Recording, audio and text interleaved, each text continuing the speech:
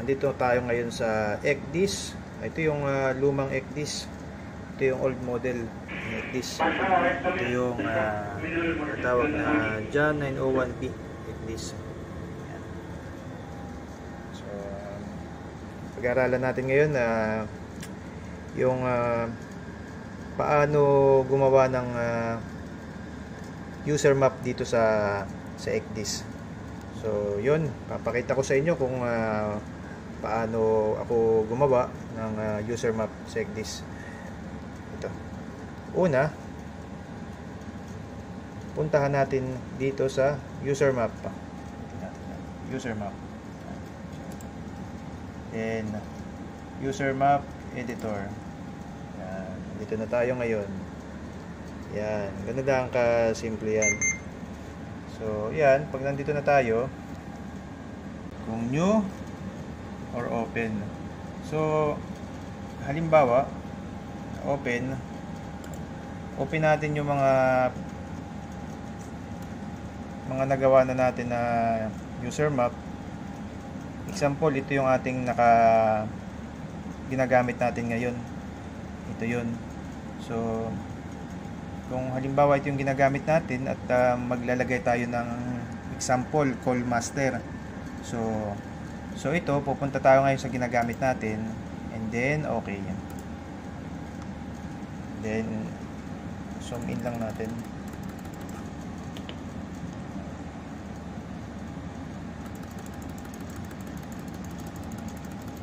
Zoom in lang natin.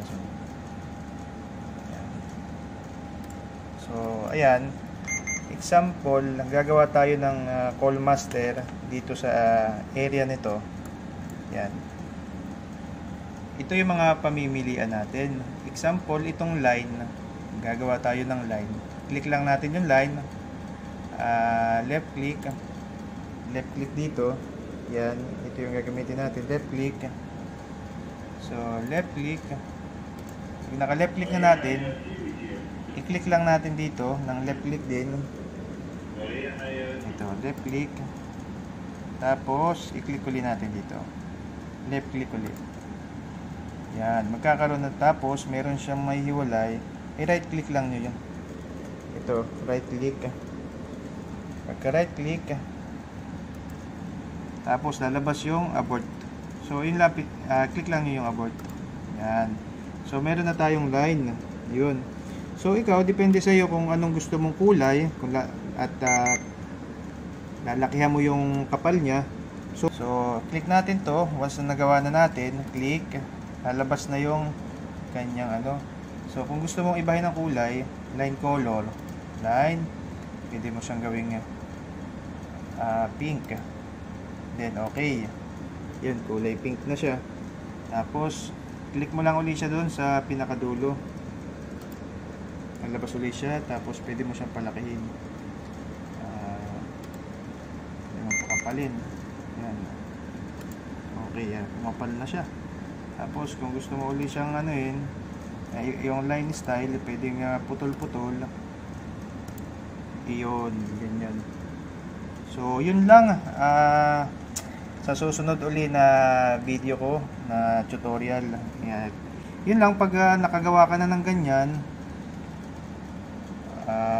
meron ulit ditong mga text. Punta tayo sa text, enlarge. Dito mo ilalagay yung ilalagay mong call master. Palakihin nyo para maganda. Call master. Then enter. Tapos yung color, pwede nyo ibahin yung color. Pwedeng gawin yung mas kitang-kita. Halimbawa, color red. Then yung laki niya, 24. And then okay lang nyo, okay. So yun na. And then pag okay na, save nyo lang nyo. Yan, save. Then pwede niyo i-close. So yun, andito na yung ginawa natin. I hope na sana makatulong sa inyo paggagawa ng user map dito sa ECDIS.